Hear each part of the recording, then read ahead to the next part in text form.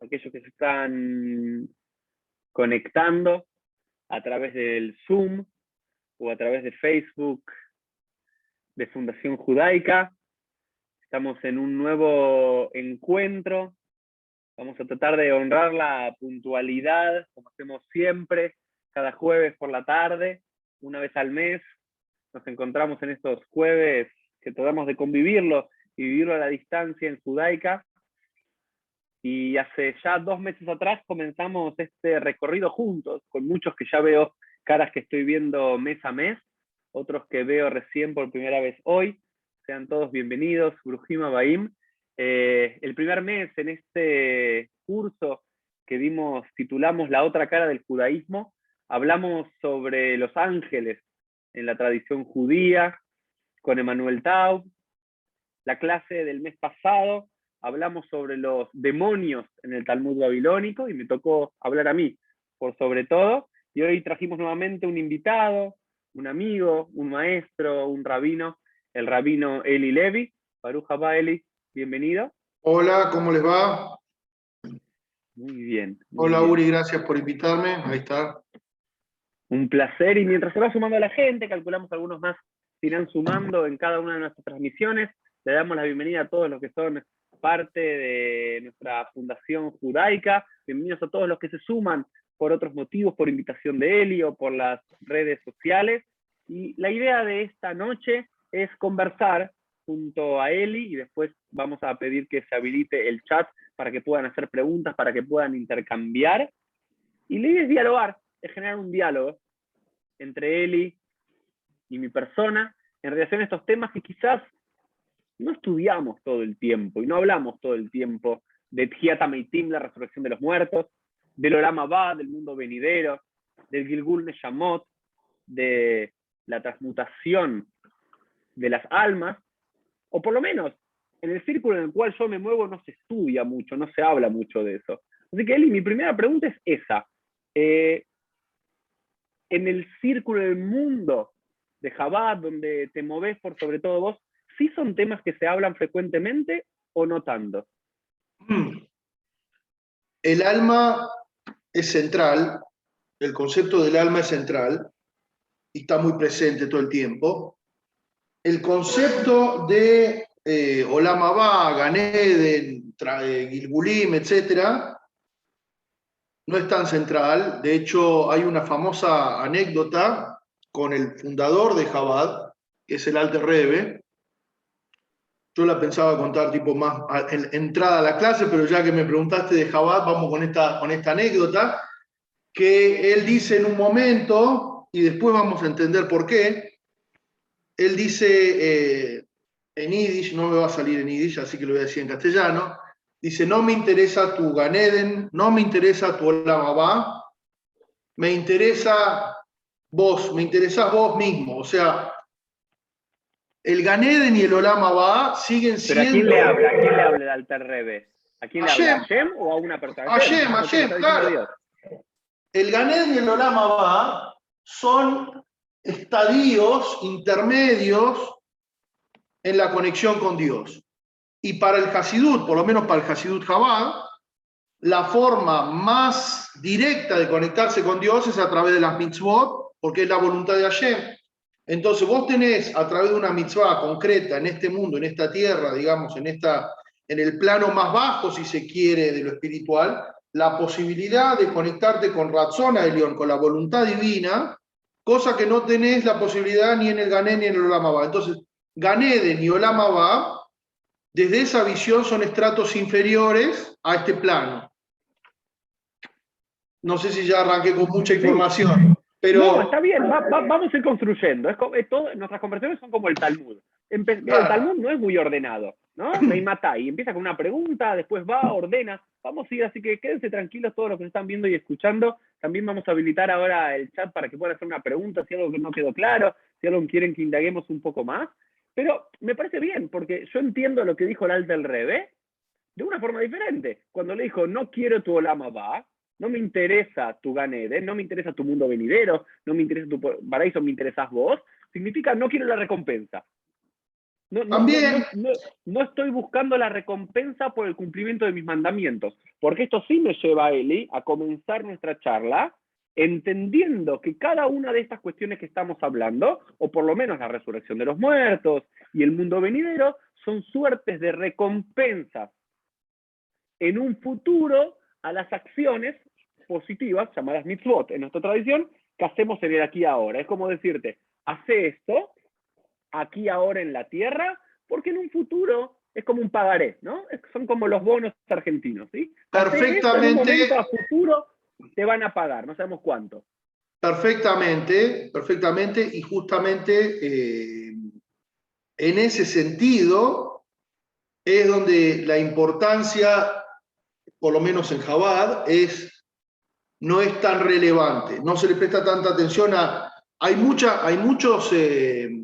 personas que están muy pendientes del cumplimiento de la mitzvah, porque cuando después de los 120 años vas a recibir la recompensa o vas a recibir el castigo, Dios no permita.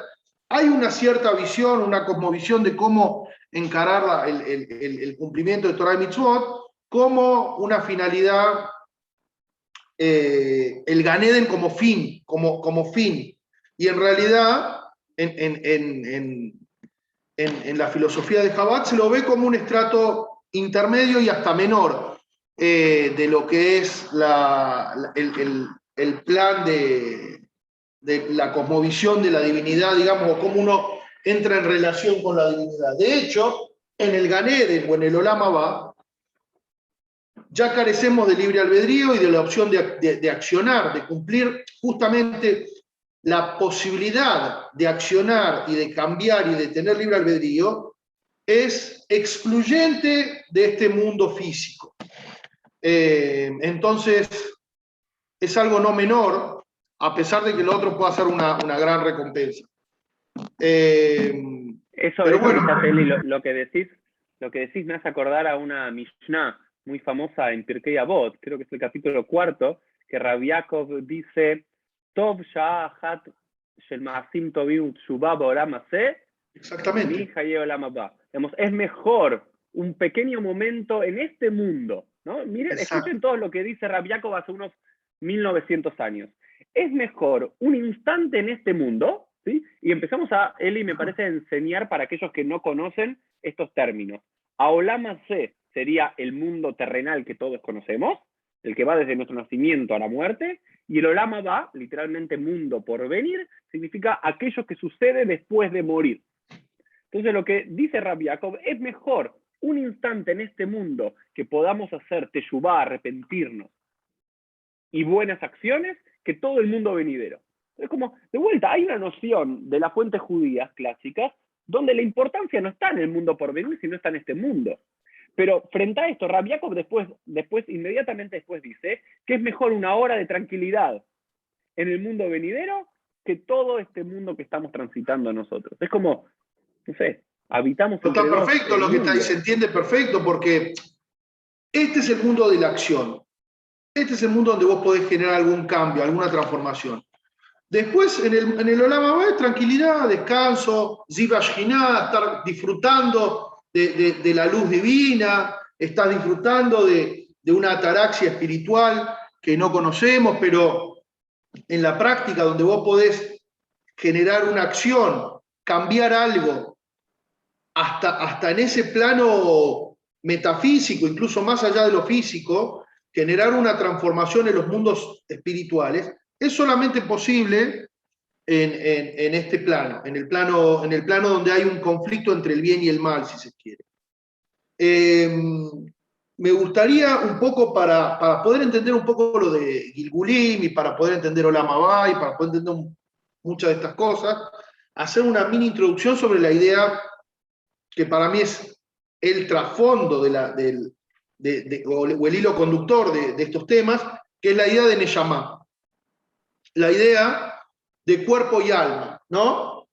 Porque, ¿y dónde nace esto? Y muchos de repente también pueden pensar, bueno, pero en el Tanaj no hay ninguna mención del concepto de Olam Haba. De hecho, hay menciones en Mishlei, Proverbios, que cuando uno muere ya está, ¿viste? Un poco la pregunta que habías hecho hoy como disparador era, ¿qué pasa cuando uno muere? Bueno, y el elemento central es entender de que el judaísmo ve a la vida o a la persona como dos componentes, un componente espiritual y un componente físico. A diferencia de los animales, cuando Dios crea en el Génesis al hombre, dice, Vaipach beapam nishmat chaim, insufló, lo creó al cuerpo por un lado, y por otro lado, insufló una partícula de vitalidad divina, que eso no lo menciona con ninguna otra creación. Entonces ya el hombre, el ser humano, tiene algo, y eso ya está mencionado en la Torah. O sea, no es un elemento que uno lo puede decir, bueno, vino en el Talmud, vino después. No, ya en el Bereshit se menciona la idea conceptual de que hay Neshama, por un lado, algo, una partícula de espiritualidad, que después se puede discutir, y de hecho se discute cuáles son las implicancias de tener una Neshama. Alguno dice, bueno, si es la conciencia o lo que fuera, pero tenemos la idea de que hay un alma que habita, que convive dentro del cuerpo, y cuando ya entramos en la Cábala se la va disgregando a este alma en 5 niveles, de los que tenemos 3 que están en conexión con el cuerpo y 2 niveles que están siempre como enganchados en su origen divino. ¿Sí? Hayá y Ejidá están ahí, la Ejidá del alma está conectada con su origen divino y larga, como hay una conexión entre esa parte del alma que nunca se conectó con el cuerpo y en esa que se conectó con el cuerpo. Y ahí un poco es más fácil empezar a desarmar todo, o a desarrollar toda la idea de Olam Abba, Hiatametim, Ganeden, Gilgulim, basándonos en esta premisa de que hay un alma que habita el cuerpo y que después se va del cuerpo, lo deja hay algunos que dicen que deja un roshem en el cuerpo, por eso el lugar del cementerio, la sepultura, tiene santidad, a pesar de que, ¿por qué? Porque todavía quedó como un aura de aquella Neyamá que la habitó, pero esencialmente, lo interesante acá es que siempre hay una parte de tu ser, o de tu conciencia, o de tu Neyamá, que está activando o negociando constantemente con el cuerpo, y hay otra parte que está conectada en su origen divino, en el Atzmut, en la esencia de la divinidad, está ahí. Y eso es lo que nos da vitalidad. Después hay niveles como más corpóreos, partes de la Neyamá que se meten directamente, explica, por ejemplo, de que nuestros 5 sentidos son también como de elementos de la Neyamá, pero ya directamente involucrados en el cuerpo, ¿no? No tan abstractos. Bueno, en base a eso podemos desarrollar los demás conceptos. A ver, Sirve de hilo conductor. Sí, me gusta la idea del alma que está presente en todos. Con Caneli los queremos, somos amigos, pero venimos de 2 escuelas, de 2 lecturas muy, muy diferentes, pero creo que por eso especialmente nos queremos. Y para mí todo esto me suena, digamos, realmente siento que no es el icar del judaísmo, siento que no es lo principal del judaísmo hablar de la Neyamá disasociada del cuerpo, ¿no? Porque si uno lee la Torá en general y el Tanaj en general, no es como la cultura griega que disasociaba el cuerpo del alma, que le daba más lugar al alma que al cuerpo, ¿no? Digamos, en los escritos platónicos como que el cuerpo es la tumba del alma, ¿no? Siento todas estas ideas cabalísticas mucho más foráneas, por lo menos, que de nuestro Tanaj, que el Nefesh es el todo del ser humano, es ese poder activo, pero sí me gusta como disparador para empezar a hablar. Entonces, Eli, para aquellos que no sabemos tanto, para organizarnos un poco, vamos a explicar por lo menos estos 3 conceptos y después debatimos un poco más. Entonces, empecemos con el primero. Olam Haba. ¿Qué es el mundo venidero? ¿Qué es la idea del mundo venidero? Hay 2 concepciones de lo que es Olam Haba, centrales, o sea. Una, que es la que la gente más conoce, mundo venidero, es la vida después de la muerte. ¿no? Después que la persona murió, vivió su vida, su Neshama, justamente su alma, va a pasar a estar en un mundo distinto al plano físico, en el que va a recibir, si, según la tradición, pasará por una depuración y después va a esperar ahí en el Olam Haba. Pero la verdadera interpretación es el mundo venidero post-Tchiat HaMetim, después de la resurrección de los muertos. Ese es el Olam Haba, el mundo venidero que viene después de la resurrección de los muertos.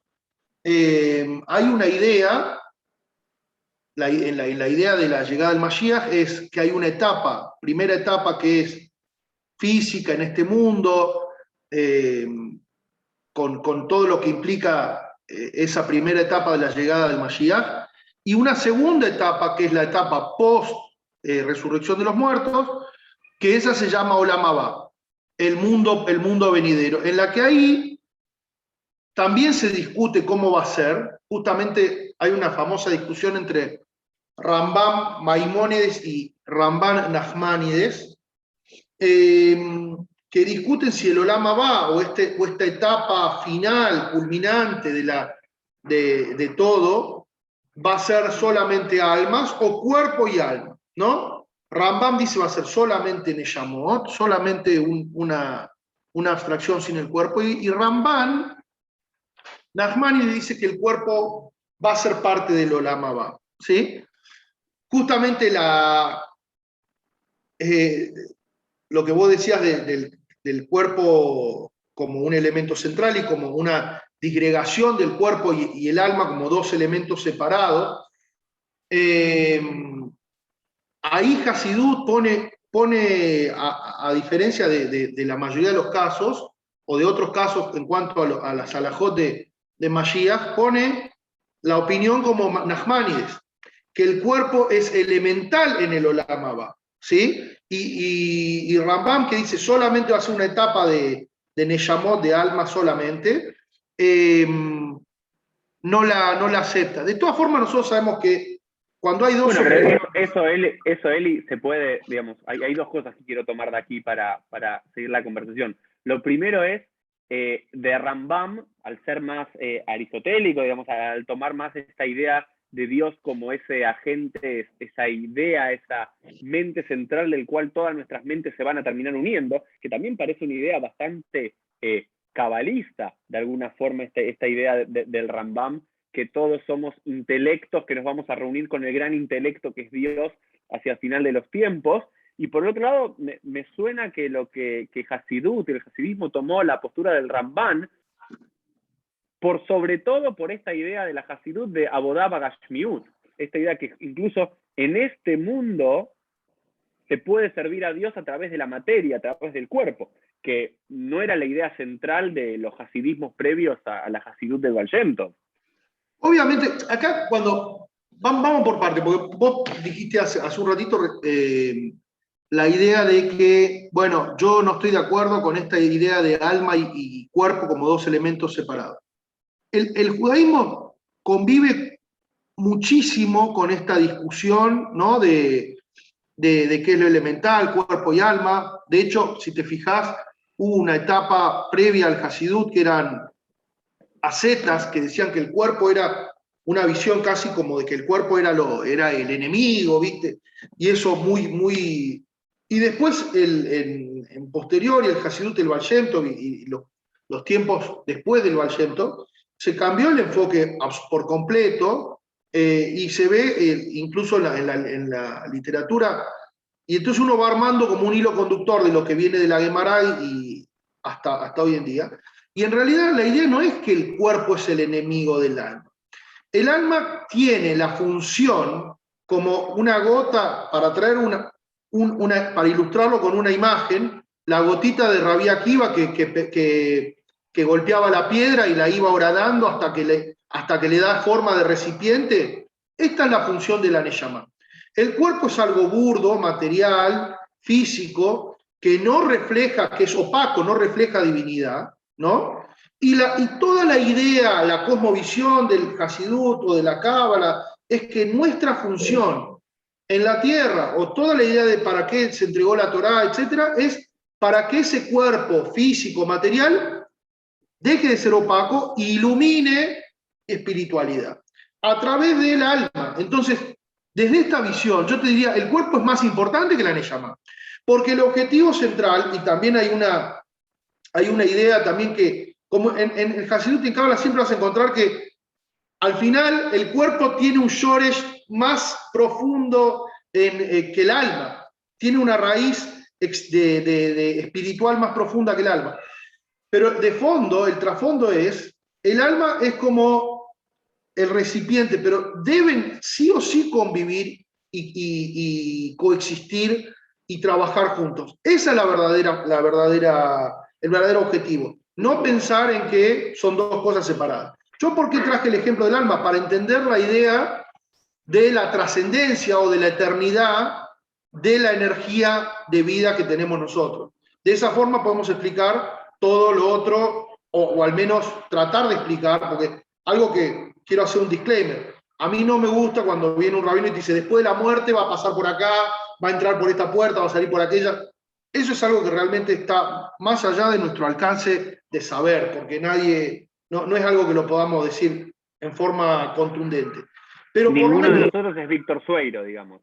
claro, eso está clarísimo. Entonces, que alguien venga y diga, no, la persona baja 3 veces en un Gilgul y después va a pasar por acá, después por allá. Hay un montón de cosas escritas al respecto, pero lo que sí tenemos que encontrarle un sentido que también, obviamente que queda claro que el objetivo central de la existencia es en este mundo, en esta tierra, y acá es donde podemos generar cualquier tipo de transformación. Sí, No pero igual, la, Eli, esto que vos decís y que yo comparto, y que yo creo que el sí, trabajo principal del judaísmo tiene que ver con, digamos, todas las cosas que estamos hablando pueden ser interesantes, pueden abrirse a la imaginación y puede ser hasta divertido y demás, pero lo que yo siento es que, por lo menos en otras culturas, en otras religiones, y en parte de ciertos sectores del judaísmo, o en ciertos momentos en la historia judía, se le dio mucha importancia a algo que debería ser secundario, digamos, como aprendemos cuando en Brajot, ¿no? Me bareja la Icar velo la Tafel. Hay que bendecir sobre lo principal en la vida y lo secundario está al costado.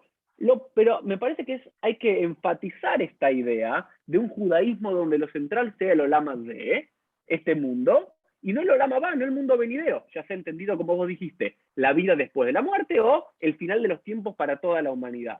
Porque hay una noción en Pirkei Avot que olama se eino ela prostor olama va, que este mundo no es otra cosa sino que un pasaje al mundo venidero. Y hay toda una idea, ¿no? Que también uno lo ve en el cristianismo y en ciertas vertientes del judaísmo, de que no importa cuán bien estés acá, lo importante es los puntitos que ganás en Hashem para el mundo venidero, ¿no? Y eso creo que es una escapatoria de nuestra responsabilidad aquí en la tierra, y en segundo lugar, es una escapatoria mental a los problemas que acá tenemos. Como acá a veces no tenemos esa justicia divina, ese tziduk adin que uno quiere tener, dice, no te preocupes, Uri, no te preocupes, Eli, si no te fue en este mundo, no te fue bien en este mundo y vos fuiste un tzadik, en el mundo venidero te lo voy a resolver. Y como vos dijiste, ni vos ni yo estamos seguros, ni el Ramban estaban seguros, porque ninguno fue y volvió. Entonces estamos dándole como píldoras a la gente para que se quede tranquila. Que no me parece que esté mal si nos va a hacer mejor o nos va a hacer sentir calma, ¿no? primero que uno de los escritos más revolucionarios, si quiere, del mismo Maimónides, es la introducción a Perek Hele, que es Kol Israel Yeshlam Helek Leolam Haba, la Mishnah que habla de que todo Israel tiene parte en el mundo venidero. Y él ahí en su introducción habla justamente de esto, de que la idea muchas veces de la recompensa, vos no sé si usaste la expresión como que es algo un poco infantil o no sé, recién algo así, en realidad tiene que ver con distintos niveles de refinación de la humanidad y de cada uno como individuo, de la humanidad en su conjunto y de cada uno como individuo en cuanto al entendimiento de lo que es la espiritualidad. En el Shema, por ejemplo, cuando leemos el Shema, ¿cuál es la recompensa que se da? Que llueva en su tiempo propicio, que las vacas estén gorditas, ¿sí? Que esté todo tranquilo. Entonces uno pregunta, ¿uno bajó al mundo y uno cumple mitzvot y uno sirve a Dios para que llueva y para que el pasto crezca verde? Pero está en el Shema y es central en nuestra tefilá, en nuestro diario de entendimiento de la espiritualidad. Entonces, en base a lo del Shema, vamos a entender... Pero te puedo decir otra cosa, Eli, siguiendo eso. Ese es el segundo párrafo del Shema Israel. Pero el primer párrafo del Shema Israel no hay ninguna recompensa. Es exactamente el mismo texto, es básicamente lo mismo, ¿sí? Amarás a Adonai tu Dios con todo tu ser, con tu alma, los tefilín, la mezuzá, pero el primer párrafo del Shema Israel te dice que tenés que hacerlo. No te da las razones y no te dice cuál es la recompensa por hacerlo ni el castigo por no hacerlo. El segundo párrafo es lo mismo, los invito a leerlo hoy a la noche o mañana cuando lo lean, pero con una recompensa. Entonces, ahí es donde yo digo, mirá, hay un nivel central del judaísmo, que es hacia donde creo que tenemos que apuntar nuestras comunidades y nuestros seres, es la recompensa es como la del Rebe. Dios, te quiero a vos, no quiero tu recompensa. Pero pará, voy a explicar un segundo el tema de Olam Abba para que lo entendamos no solamente como recompensa. Y esto quizá cuesta un poco, pero basándonos en el mismo parámetro del Shema. Entonces hay muchos que discuten, dicen, ¿cómo puede ser que la gran recompensa que Hashem te ofrece, pero está en toda la Torah, ¿no? No es solamente el Shema. Traje el ejemplo del Shema porque es lo más conocido. Pero hay un montón de lugares en la Torah donde dice la recompensa, vas a tener abundancia, grano, qué sé yo. Entonces muchos discuten este concepto de recompensa. La recompensa de cumplir, de conectarse con Dios, de cumplir una mitzvah, de estar unido a lo máximo, ¿es tener más grano o menos grano? No puede ser. Entonces la explicación es, y a mí me parece muy interesante entender esto, que en realidad la recompensa de abundancia física y de no tener problemas de salud y de no tener ningún tipo de preocupación, en realidad son una facilitación, facilitan la conexión más profunda con nuestra misión, con la divinidad. Entonces, si uno no tiene que estar trabajando y pensando y esto, puede meditar más, puede hacer mejor tefilá, puede estudiar mejor, puede, etcétera, ¿no? Entonces, en realidad la recompensa lo único que viene a hacer acá es habilitarte, abrirte más canales para que vos te eleves un poco más o tu neyamá se eleve del plano mundano, del plano de lo materialista, del plano de lo físico y poder conectarse más porque dejás de tener preocupaciones físicas. El concepto de Olam Abba, o de esa etapa post-era mesiánica, digamos, se explica muchas veces desde este lugar también. No es que es una recompensa, sino que finalmente, después de toda esa etapa, vamos a tener esa tranquilidad, esa abundancia, esa eternidad, para poder dedicarnos a lo que nos tenemos que dedicar. Pero la gran diferencia está que hoy en día justamente tenés el desafío, la lucha interna entre hacer el bien, hacer el mal, con los problemas que acarrean el trabajo, las preocupaciones, etc. Entonces, por eso decimos siempre que el principal momento de cumplir es cuando vos tuviste toda esa carga física y de todas formas te dedicaste a hacerte fila, a estudiar, etc. Pero el Olam Abba no hay que verlo solamente como una recompensa que listo, metieron una reposera y a disfrutar lo trabajado. No, al contrario, me saca toda la preocupación material, me elimina todo el peso de lo corpóreo, porque incluso, según la opinión que va a haber cuerpo, el cuerpo no va a ser pesado y cansado como ahora, va a ser un cuerpo muy elevado, digamos, que no vas a tener cansancio ni nada. Entonces ahí vos vas a poder dedicarte de lleno a tu misión, a tu matará, a tu finalidad. Pero sí, en esa lectura, Eli, a mí lo que me gusta es siempre resignificar y entender y racionalizar e ir más a un judaísmo más ilustrado que el mundo de lo mítico, de lo fantástico, de lo extraterrenal, es incluso pensar que esta figura del Olam Abba, entendida no el Olam Abba como qué pasa cuando cada uno de nosotros nos morimos, sino entendido el Olam Abba, el mundo venidero, es qué pasa después del Mashiach. Y vos tomaste una idea del Mashiach, que es una de las dos que está en el Talmud. Recién preguntaban acá en qué fuentes se basan. Y en el Talmud hay una discusión muy importante entre dos rabinos de comienzos del siglo III, Rabbi Shmuel, que discuten qué va a pasar cuando venga el Mashiach. Uno de estos dos rabinos decía, toda la naturaleza va a cambiar. Bien. El mundo va a ser totalmente diferente a como lo conocemos. ¿Sí? Toda la naturaleza va a ser diferente. ¿Sí? Dios va a cambiar las leyes, todo va a cambiar. Como la famosa profecía de Isaías, ¿sí? El lobo morará con el cordero y demás. Otra posición, ¿sí? La posición, vamos a decir, fantástica, de Walt Disney. ¿Okay? Pero hay otra posición del Mashiach, que es, ¿qué va a ser el Mesías simplemente? Alguien que va a traer la paz sobre Israel y en última instancia la paz mundial, vamos a llamarlo. Pero que el orden de la naturaleza, lo que conocemos, no va a cambiar. Entonces, en esa lectura, el Olama va, el mundo venidero, después de esa lectura terrenal, y más racional de lo que puede pasar acá, cuando llega un líder mundial que nos dé la paz con los palestinos y la paz perpetua para la humanidad, tienen que ver qué es lo que hace el hombre cuando tenga un sueldo, ¿cómo se llama? El sueldo universal que se quiere hacer ahora. Exactamente. Digamos, ¿qué pasa cuando nos pagan no un sueldo de arriba? No me acuerdo si alguna vez lo charlamos, pero seguramente lo charlamos porque siempre lo hablo de este tema. Quizá me diste el pie vos para tocar este tema. El Rambam toma la posición de Olam Keminagó Noé, que el mundo va a seguir su ritmo natural y no van a haber cambios en la naturaleza, al menos en la primera etapa. Y lo que va... Y hay otras opiniones que dicen, no, van a haber milagros, maravillas. Entonces, estas dos posiciones que vos traes del Talmud, en realidad no son contradictorias, sino que es, si son Zacaín va a haber milagros, y si no, no, pero bueno. Ahora, hay algo interesante para analizar.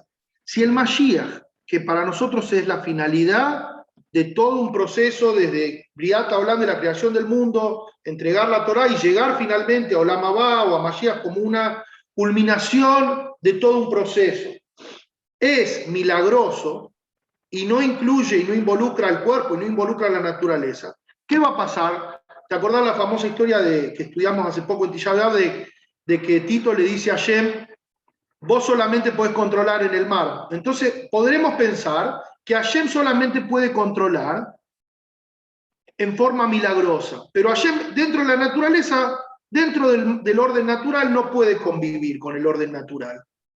O sea, Dios y el orden natural no pueden convivir. La revelación de la divinidad y el orden natural no pueden convivir. La idea de una era de Olam Abba es que la revelación de la Neshama, de lo espiritual, de lo divino, va a convivir perfecta y armónicamente con lo material, mientras que hoy no es posible. Porque hoy en día hay un conflicto entre en las pulsiones materiales o las pulsiones del cuerpo y las pulsiones o las necesidades del alma. La idea de Mashiach es que esas dos cosas, o Olam Abba, es que esas dos cosas van a poder convivir en armonía. Ahí es muy interesante este conflicto talmúdico, que después se desarrolla un montón a posterior. La idea de Olam Keminagó Noé es en realidad más fuerte, por así decir, que podamos convivir en este mundo sin que haya un quiebre de las leyes naturales y que podamos vivir lo espiritual en forma armónica dentro del cuerpo, dentro del mundo natural. Acá hay algo que eso lo propongo yo, es una propuesta mía, no la escuché de otro lugar, pero a mí me gusta la idea de pensar esto que vos decís, de que el Olam Abba puede ser sin necesidad de ninguna maravilla, salvo Tjiat Hametim, que ya es otro cantar. Ahora llegamos a eso. Pero toda esa idea de vivir sin tener que preocuparnos por la parnasá, por el sustento, de poder tener un cuerpo que esté siempre perfecto y sin problema de salud, etcétera, todo eso que está profetizado en Isaías, como vos dijiste, como milagroso, hoy en día, con la tecnología y con los avances, estamos llegando, si se quiere, o por lo menos si viene tu Zeide, tu abuelo, o nuestros abuelos de Halab, y le decimos que vas a tener hoy en día una situación como la que vivimos nosotros, ellos te dicen, esto ya es Mashiach, esto ya no lo pueden entender, la abundancia con la que vivimos hoy en día, o la salud, incluso cuando uno lee un poquito información tecnológica de lo que viene en los próximos 20 o 30 años, vos decís, wow, esto está... Agarrás el pasuk de Isaías y agarrás lo que dice, los ciegos van a ver. De repente abrís la noticia y ves que hay un chip que se le... Y cosas que están muy cercanas a nuestra visión. Ahora, ¿qué es lo que va a cambiar justamente? ¿Qué es lo que debería cambiar? Supongamos que todo eso que está profetizado se puede dar en un contexto natural con tecnología. ¿Qué es lo que debería cambiar? El chip nuestro, el chip del ser humano, el chip del egoísmo, el chip de vivir todavía con una mentalidad evolutiva de querer ganarle al otro, querer competir al otro, querer siempre estar...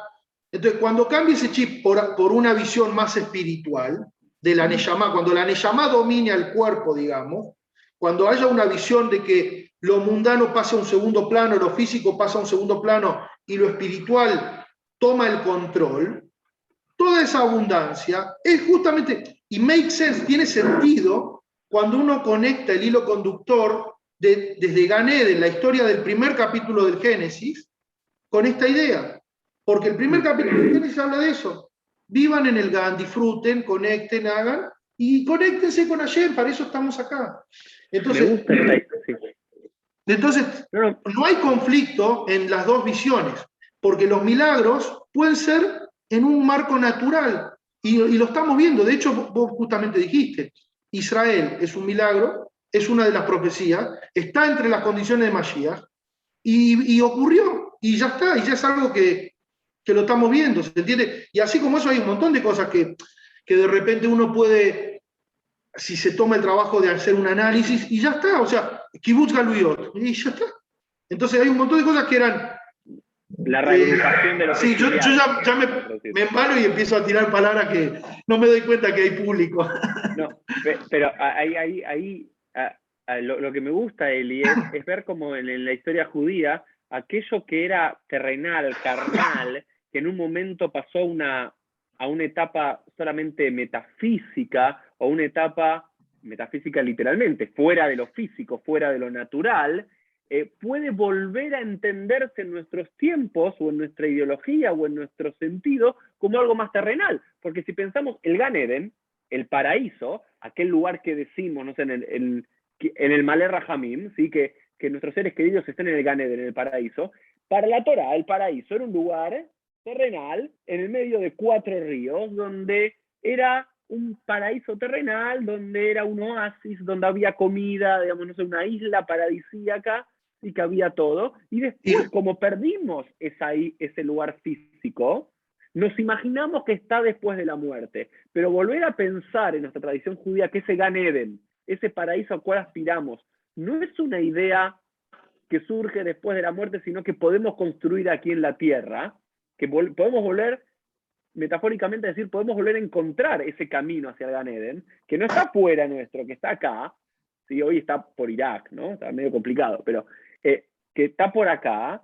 Me gusta pensarlo así. Y yo sé que te tengo que llevar a otro tema, ¿no? Pues ya hablamos un poco de Granada, te quiero llevar ahora de Tchiat HaMeitim, ¿sí? Bien. A que nos cuentes un poco de... Y un poco lo voy a conectar, lo voy a tratar de explicar con el tema de Gilgulim, y lo voy a hacer al revés de lo que tendría que hacer. Voy a empezar con el conflicto, con la pregunta, con la contradicción, para poder tocar los dos temas y que espero que lo puedan entender después si me quieren hacer preguntas. La idea de que hay Gilgulim y la idea que hay Tchiat HaMeitim, que hay, primero que hay reencarnación y resurrección, enseguida salta el conflicto. ¿O no? ¿Lo ven al conflicto o no? Hagan con la cabeza si ven el conflicto. Porque ¿cómo puedo decir reencarnación y resurrección? Son dos cosas que parecen contradictorias, ¿no? A simple vista. Porque si no, cuando la última... Exactamente, ¿cuál es la idea de...? ¿En cuál de todas las reencarnaciones apareces? Exactamente, ¿cuál sería la idea? Entonces yo por eso me voy a tratar de... que es una interpretación, y vuelvo a repetir, yo no vengo a tirar posta, a decir cómo es, pero lo que me tiene sentido para mí, esta idea. La Neyamá es energía divina, el alma es una energía, un motor divino. No es una pila, una capsulita que te la ponen y te la sacan. Es energía, es lo que hace que vos vivas, que puedas moverte, que puedas pensar, tu conciencia, etc. Es lo que está ahí presente. hay veces que una persona en su vida generó algo en su conciencia, trabajó en algo, se esforzó en algo y quedó trunco por X motivo, por un motivo que puede ser por fuera de su voluntad, porque murió a destiempo, lo que fuera. Entonces, esa conciencia o esa idea o esa energía se la pasamos o pasa a otra persona que toma el legado y lo termina de concluir a ese objetivo, a esa situación. Nadie en el mundo que te venga a hablar de Neyamot, de Gilgulim, que vos sos el Gilgul de tal o cual, es creíble a mi entender. Que una persona te diga, vos tenés la Neyamá de Napoleón o qué sé yo, a mi entender no es creíble, no creo en ese tipo de cosas. Pero sí, por ejemplo, está presente la idea, por ejemplo, de que Pinhás era, Eliyahu Anabí es un Gilgul de Pinhás, o que Sará le legó, nuestra matriarca Sará le legó, Sará tenía una partícula de su Neyamá que era masculina, digamos, que era Sarai, era esa Yud de Sarai, y se la legó a Yoshua, que necesitaba fortalecer su liderazgo, ¿no? Entonces Yoshua, que era Oshea, se convierte en Yoshua. Entonces, ese tipo de cosas, de energía que va de una persona a otra, o legados, o cosas inconclusas, yo creo que sí es posible que exista, y que una persona de otra generación dejó algo inconcluso y lo podamos terminar en la idea de la Neyamá. Para entender algo más, la Neyamá tiene muchas facetas. El alma, así como el cuerpo, pero tiene muchas caras, ¿sí? Entonces, quizás la idea de la resurrección y la reencarnación, para tratar de pensar en una... A mí siempre me gusta tratar de pensar en ZBZ, este y este tienen sentido, que las dos cosas armonicen. Entonces, cada uno de nosotros, en la Cábala, en Hasidut, se dice que somos todos Neyamot viejas. Estas generaciones ya no hay almas nuevas, somos todos de otra. Entonces, el punto es que estamos todos tratando de terminar, de concluir un proceso que tiene muchos siglos y terminarlo ahora. Y cuando venga la resurrección, no es que va a venir una Neyamá y va a empezar a pujar por el cuerpo, a decir, bueno, pará, este cuerpo se queda o este no se queda, sino lo que vos hiciste en esta tierra, lo que vos refinaste espiritualmente de tu Neyamá, en lo que llamamos vida, ¿qué llamamos vida? Cuerpo y alma que conviven en un periodo de tiempo, eso es vida, ¿no? Entonces, cuerpo y alma conviviendo, eso que lograste refinar es lo que te va a quedar en Tchiat HaMetim. ¿Se entiende? Lo que lograste trabajar acá, de tu parte espiritual, de refinar tu alma, de refinar eso es lo que va a quedar. Entonces no hay contradicción entre resurrección y reencarnación, porque a cada uno puede dejar pasar su responsabilidad y decir, bueno, pasó, no hizo mucho, entonces le va a quedar ese pedacito chiquitito de la Neyamá para el Tchiat HaMetim, digamos. Es un poco una solución que encuentro yo de combinar los dos conceptos. No me divierte mucho la idea del karma, de que vos cargás con el alma de uno que pecó y que vino y que hizo o lo contrario, alguno que dice el karma que tiene un alma de un gran tzadik.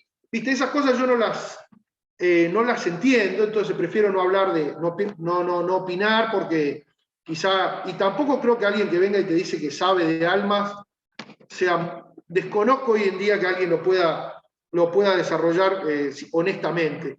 Pero el concepto de refinar nuestra parte espiritual y que eso es lo que nos queda para la eternidad, es algo, o sea, ¿qué nos queda para la eternidad? ¿Cuál es la idea? Las mitzvot. ¿Qué son las mitzvot? Lo que refinamos de nuestro ser. Las mitzvot son trabajar con nuestro ser en un periodo que llamamos vida, y eso es eterno, esa es la idea. Eso queda para siempre. Entonces, mitzvot no me refiero, ojo, en el sentido pura y estrictamente ritual. Mitzvot, sino en el sentido de una buena acción en la que uno trabaja para elevarse de lo meramente egoísta y espiritual. Esa sería la definición. Y material. Y vemos varias preguntas que ahora vamos a llegar. Eli, me parece que tenés... ¿Hay eco o no? No, ¿Cuando no sé. hablo? ¿No? Ok. A mí lo que me gustaría era, ahora vamos a llegar a una de las preguntas que nos están haciendo, es desde mi formación, desde mi lado, tratar de explicar, porque necesariamente cuando el judaísmo es tan complejo y hay tantos textos y tantos libros y tantos autores, que tratar de decir, como dice Eli, debes de Najón, esto y esto es correcto, a veces forzamos el uno y el otro para que terminen siendo correctos, que a veces es una linda tarea, decir, este tiene razón y este tiene razón y lo conjugamos así, pero a veces no somos honestos con las propias tradiciones para hacerlas encajar. Entonces, a mí lo que me gustaría, simplemente para presentar la idea y después mi lectura de uno y el otro, es hablar un poco de lo que sería la génesis histórica, académica, del concepto de resurrección de los muertos y y de la reencarnación. La primera es decir que la reencarnación recién aparece en el pueblo judío, en el Zohar y en la Cábala, en Parashat Mishpatim, particularmente, ¿ok? Es donde más se toma del siglo XIII, siglo XIV, si no creemos que fue la revelación de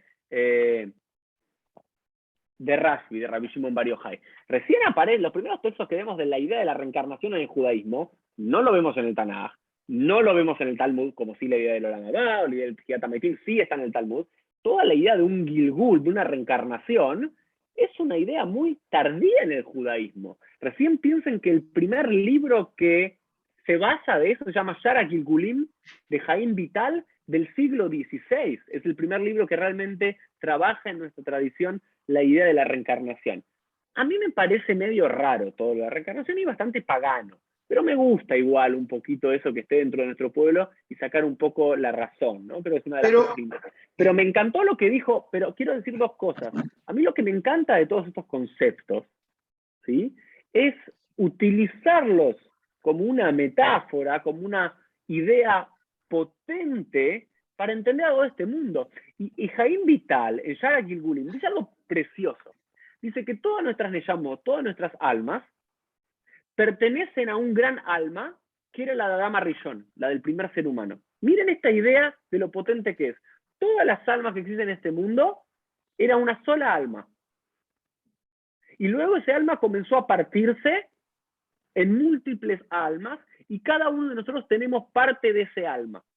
Y esa idea potente de decir que la humanidad es una y que todos somos parte de algo más grande, ¿sí? A mí me parece que tiene una idea de potencia absoluta. Y más aún, si utilizamos la idea de la reencarnación, del Gilgul Neyamot, no como una idea que uno le pasa al otro, sino que quizás algo inconcluso de lo que hizo mi padre, algo inconcluso de lo que hizo mi madre, algo inconcluso de lo que hizo mi maestro, o algo inconcluso de lo que hizo mi pueblo, que no terminó.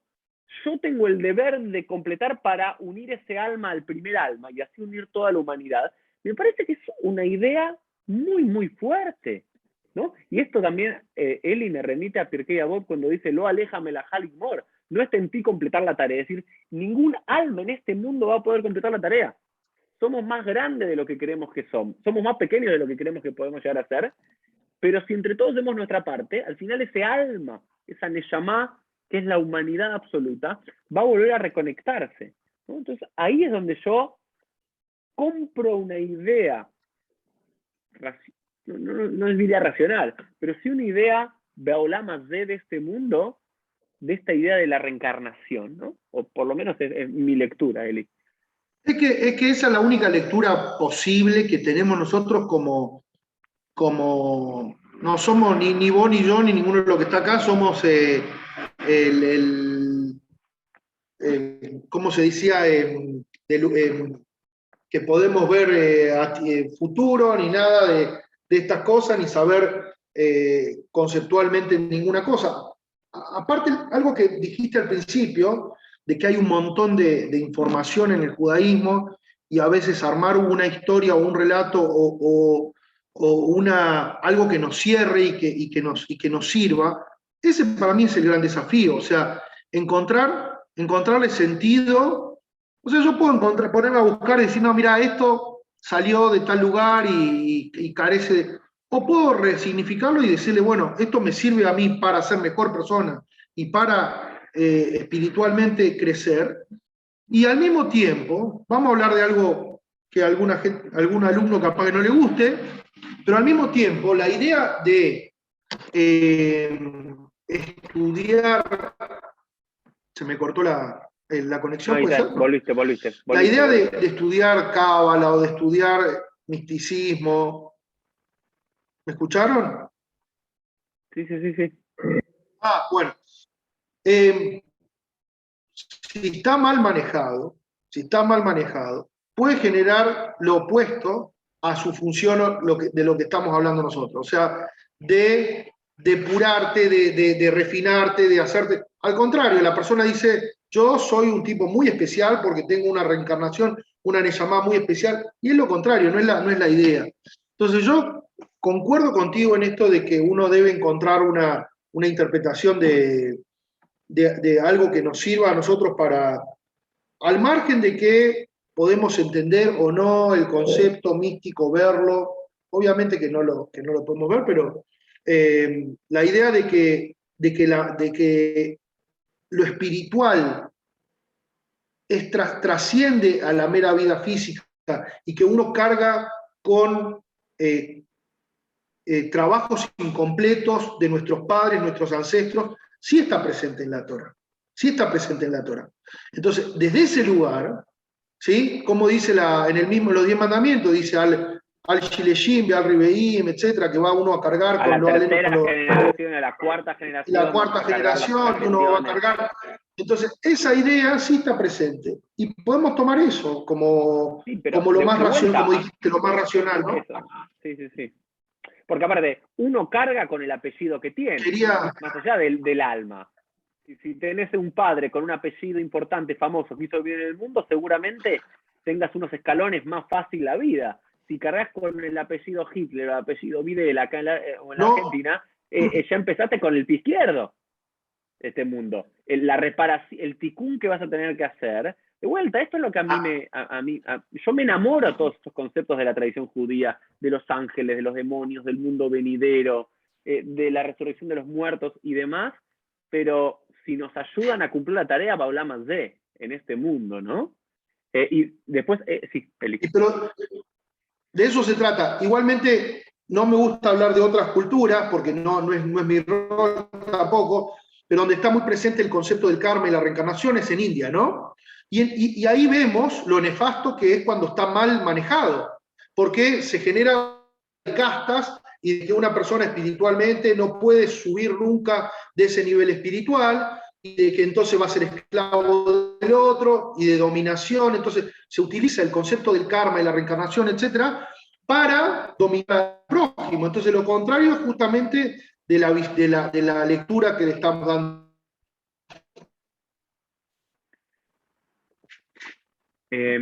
Y ahora último, ¿no? Ya vimos, sí, se está cortando, Eli.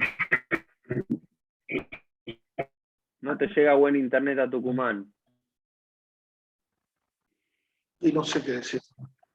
Bueno, ahora vemos. Bueno, quiero, hasta lo que recuperes, quiero después el tema de la resurrección de los muertos, que es como la más fantasiosa de todas, ¿no?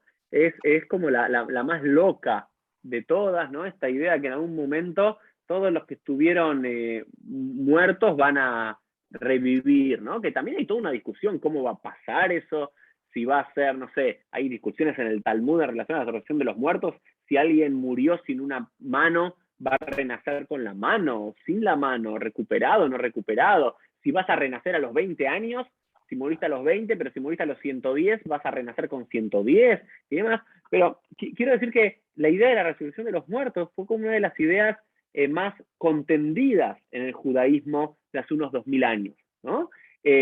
¿Por qué? Primero porque en el Tanaj tampoco encontramos una referencia a la resurrección de los muertos específicamente. Y segundo, porque conocemos que los saduceos, que se enfrentaban a los rabinos, no creían en el mundo, en la idea de la resurrección de los muertos. Y es más, cuando en la Mishnah de ese Perek Helek que citaba antes Eli, se decía, aquel que no cree en Tjiata Meitim, la resurrección de los muertos, no tiene un lugar en el mundo venidero. ¿Por qué tienen que escribir eso en la Mishnah Rabbi Yehuda así?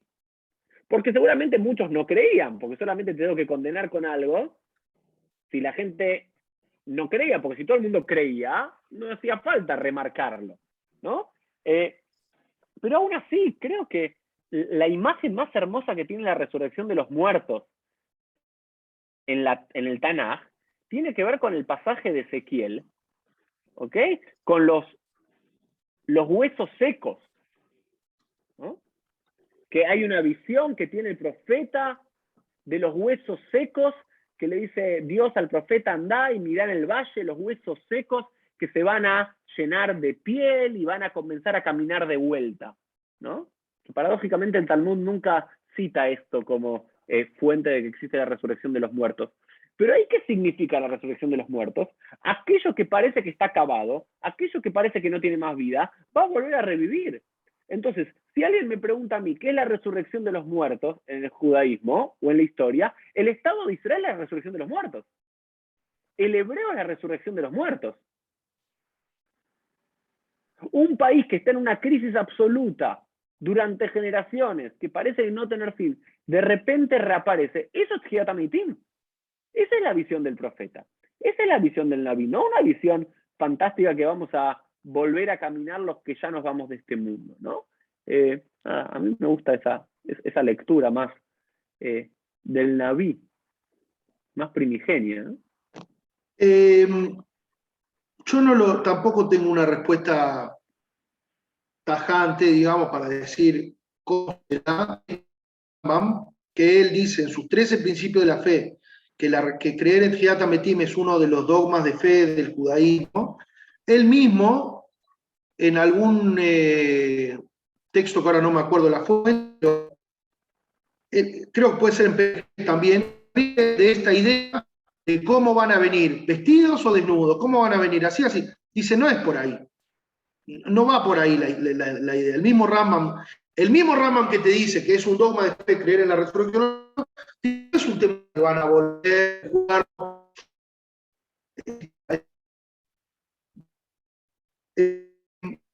Quedaría con una.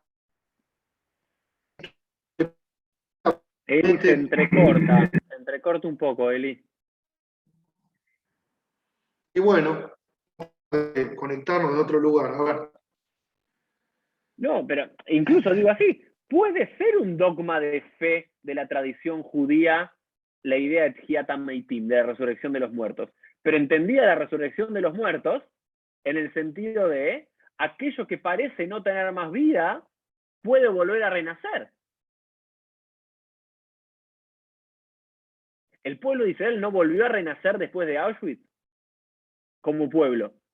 El pueblo judío no renació con la creación del Estado de Israel. El hebreo, que era un idioma muerto, no renació. Entonces sí puede ser un dogma de la fe, una doctrina central. La idea de Tjiat HaMeitim, yo no lo veo como contradicción, ¿no? Pero siempre a mí resignificada. Ahí ya vamos a ver si recuperamos a Eli.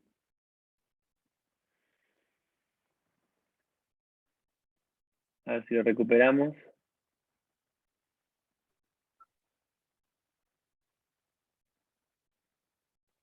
Eli, ahí estás.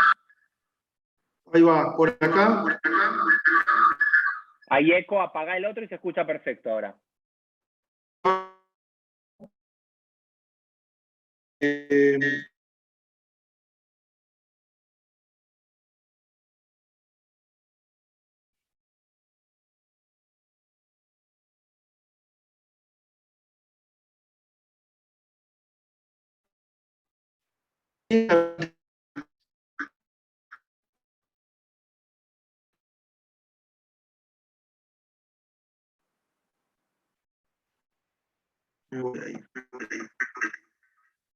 A ver, Eli, ¿estás ahí?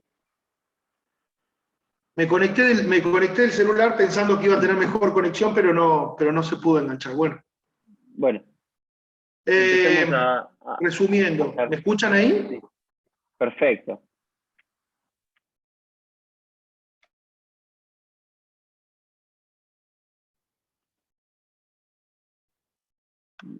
Qué lástima que no se escucha.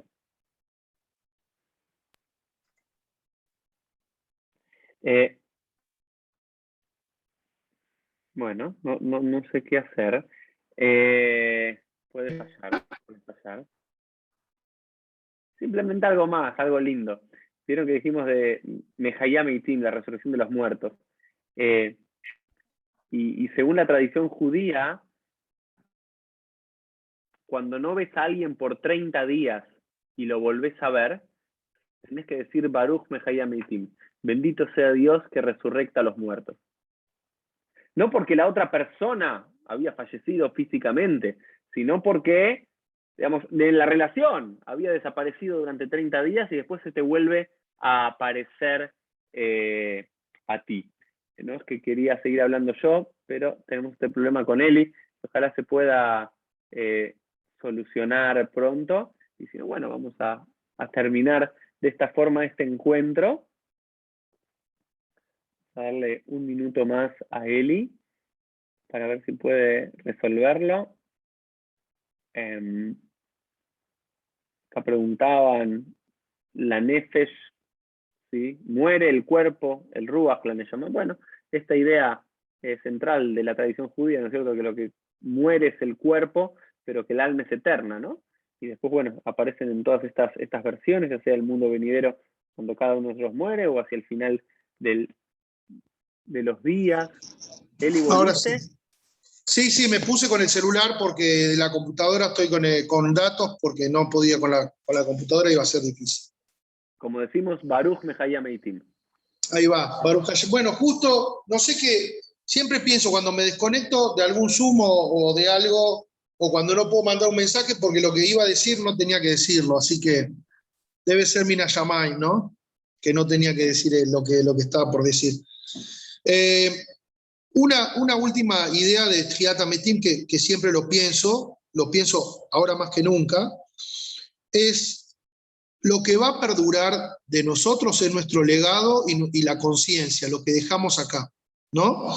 Nuestros hijos, nuestro mensaje, lo que fuera. Hoy en día tenemos el ejemplo, yo y Yuri nos conocimos por Twitter, ¿no? Entonces siempre pienso en esa idea de que el día que me muera van a estar toda la cantidad de tweets ahí para que alguno lo lea por toda la eternidad, y hay veces que la gente dirá...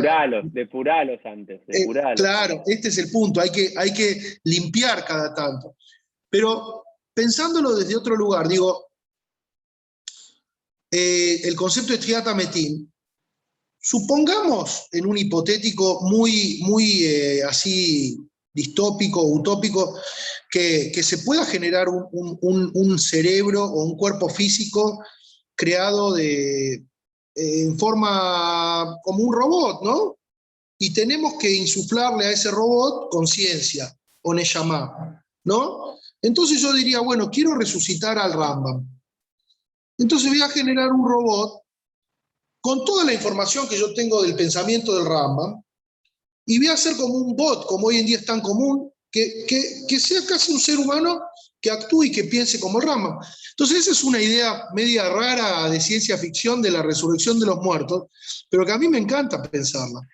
Lo que me encanta, Eli, de tu lectura es que todos estos conceptos, o la Mabá, Gilgul, o Tjiat HaMeitim, hoy la tecnología, algo que, de vuelta, ¿qué es lo que habla el Rambam? La idea de que todos nuestros intelectos humanos se unan al intelecto divino, ¿no? Y que nuestra Neshama es nuestro intelecto, nuestra conciencia, lo que somos aparte del cuerpo, nuestros sentimientos y demás, que en un momento de la historia solamente se podía pensar en esta idea supraterrenal de la resurrección de los muertos o del Gilgul, y hoy en día la tecnología nos puede ayudar a hacerlo, porque ¿cuántas veces se está hablando de que si nos morimos, pero si se muere el cuerpo, si nuestra conciencia es nuestro cerebro y los impulsos que se dan, se puede trasladar a una máquina? Entonces, todo es más, todas estas fuertes ideas de la tradición judía, estos dogmas de la fe, quizás estamos en las próximas generaciones a hacerlas reales, ¿no? Como muchas. Me parece interesante. Por eso yo insisto siempre, y a veces hasta nos reímos y vos me cargás, porque siempre insisto con que estamos en una época muy cercana a la Geulá y a esa etapa de que hay que estar preparado para... De hecho, creo que el gran desafío de nuestra generación es aprender a convivir con esta abundancia que estamos teniendo. O sea, al margen de que siga habiendo problemas y siguen habiendo un montón de cosas, aprender a vivir con la idea de de vivir en esta abundancia y encontrarle un sentido a nuestras vidas que pase más por lo espiritual. Y eso es todo lo que estaba escrito. Lo que pasa es que hay que sacarle la corteza, sacarle la cáscara y tratar de entender de fondo qué es lo que querían decir los sabios cuando hablaban de Mashiach, qué es lo que querían decir cuando hablaban de Tziat HaMetim. No tomarlo tan, no digo literal en el sentido, no tomarlo tan burdamente, sino pensarlo un poco. Y estamos muy cerca. El concepto de vida eterna, ¿sí? Como dice, por ejemplo, de Jacob, que también murió y lo enterraron, pero dice Jacob vive, ¿no? Famoso Talmud. Y dice, ¿por qué vive? Porque su descendencia vive.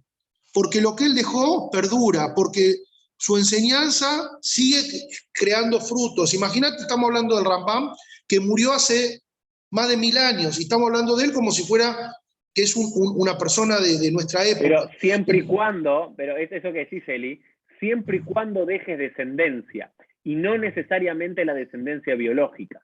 Digamos, porque la Gemara dice, claro. Jacob Avinu Lomet, nuestro padre Jacob no murió. Pero ¿cómo no murió? Si lo enterraron, lo embalsamaron, lo todo. Dice, Kolzman Shesaro de Jaim, Ab Uba Jaim. Todo el tiempo que su simiente esté con vida, él también estará con vida. Entonces, pero la única forma de asegurarnos la inmortalidad es dejar descendencia, que dejar descendencia puede ser un hijo, dejar descendencia puede ser un estudiante, dejar descendencia puede ser una obra de arte.